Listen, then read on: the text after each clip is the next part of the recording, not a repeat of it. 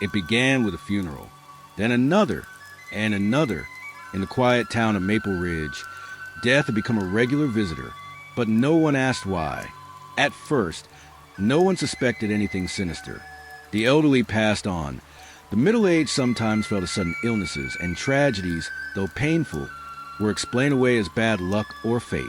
But what no one realized was that a single pair of hands had tied them all together.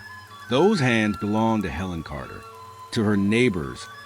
She was the definition of kindness, a soft-spoken woman in her 50s. She carried herself with warmth and humility. She baked apple pies for the church bazaar, delivered casseroles to families in mourning, and tended to her lush backyard garden filled with roses, herbs, and wildflowers. No one saw the danger hidden in plain sight. The first to die was Margaret Lewis, Helen's cousin. Margaret was only 50, vibrant and full of energy. She laughed the loudest at family dinners and was known for her generosity. One Sunday afternoon, after a hearty meal at Helen's home, she collapsed without warning. Doctors called it cardiac arrest. The family mourned, and Helen was praised for her support and strength during such a devastating loss. But then 2 months later, tragedy struck again.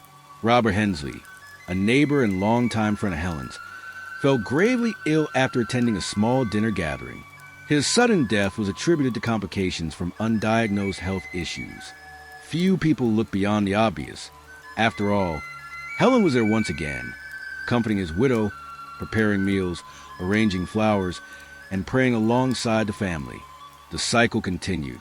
A friend from church, a co-worker from Helen's part-time bookkeeping job, a visiting cousin from out of town. In the span of 4 years, 12 people had mysteriously collapsed. 4 of them died.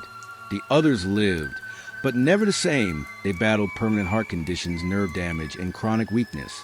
The pattern was invisible, disguised by Helen's carefully cultivated image of goodness. Each victim had nothing in common, except one small, overlooked detail. They had all eaten something Helen had prepared. It wasn't until a young nurse named Emily Torres, working in a Maple Ridge hospital, began piecing together strange coincidences that the puzzle started to form.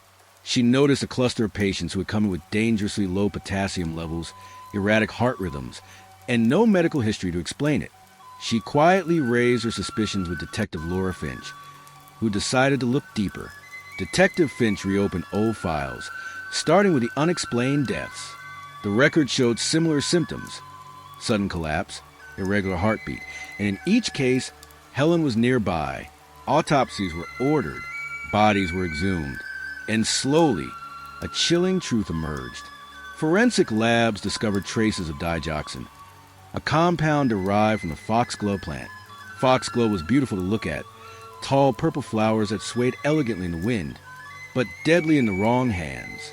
The compound interferes with the heart's rhythm and, in high doses, causes sudden death.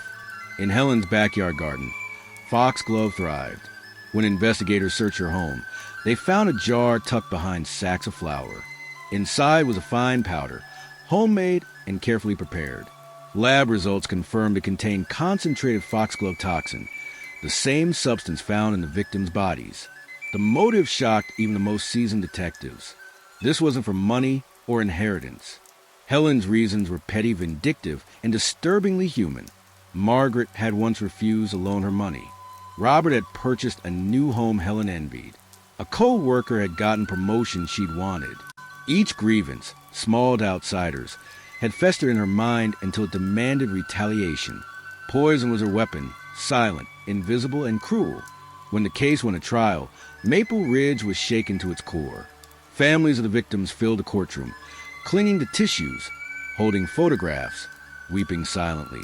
One survivor, now permanently disabled, took the stand and described how Helen's friendly invitation dinner left her living in constant pain.